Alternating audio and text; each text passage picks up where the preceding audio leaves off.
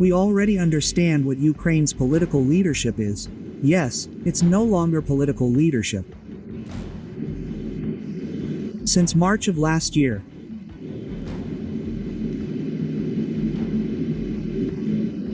a group of individuals, a criminal gang, an organized criminal community,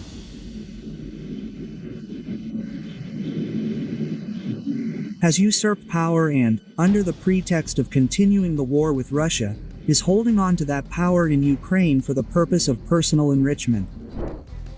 In a major development out of Ukraine, Timur Mindich, who was once one of President Volodymyr Zelensky's closest aides, has reportedly been located after months of evading authorities and public scrutiny. Journalists from Ukrainska Pravda have confirmed that Mindich was discovered living in Israel, far from the ongoing investigations in Ukraine, sparking renewed interest in the high-profile corruption case. Sources reporting to EA Daily claim that Ukrainian journalists have obtained a photograph of Mindich, and they have indicated that the image will be made public in the near future, adding fuel to the growing scandal. Mindich, widely referred to as Zelensky's wallet, reportedly fled Ukraine after massive corruption scandal, involving millions of dollars in kickbacks, sent shockwaves through Kyiv and the nation's political elite. According to investigative reports, Mindich left Ukraine just hours before authorities could conduct a raid on his residence, raising suspicions of premeditation and inside knowledge of the ongoing investigation. Currently, Mindich faces charges in absentia in Ukraine and has been officially sanctioned by President Zelensky, further complicating any potential legal resolution and marking him as one of the most wanted figures in the country's anti-corruption drive.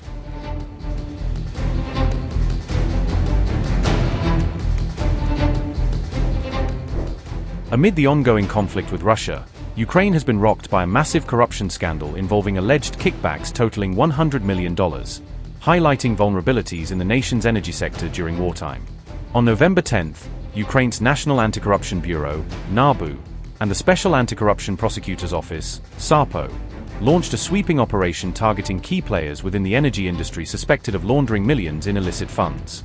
Investigators identified Timur Mindich as the central coordinator of a sprawling scheme, allegedly responsible for laundering more than $100 million through contracts and kickbacks tied to Ukraine's state-run energy companies. According to NABU officials, the scheme involved systematic bribery, with payments collected from contractors working with Energoatom, Ukraine's nuclear energy operator, in exchange for lucrative government contracts. The investigation reportedly spanned 15 months, including over 1,000 hours of wiretapped conversations and culminating in 70 coordinated raids on properties linked to those suspected in the kickback network. As a result of the probe, 7 individuals, including Mindich, have officially been charged in connection with the alleged $100 million kickback operation, marking one of the largest corruption cases in Ukraine in recent years.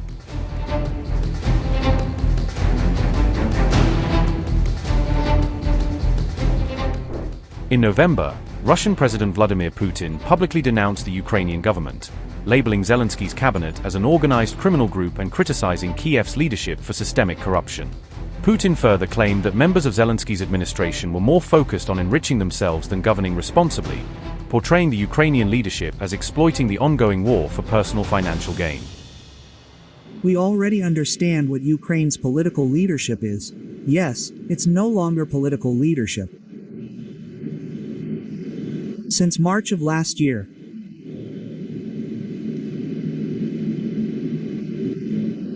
a group of individuals, a criminal gang, an organized criminal community,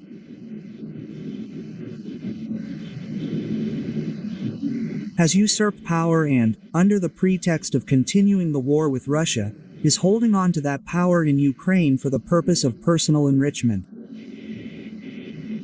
This has now become a well-known fact, following the results of an anti-corruption investigation in Ukraine itself.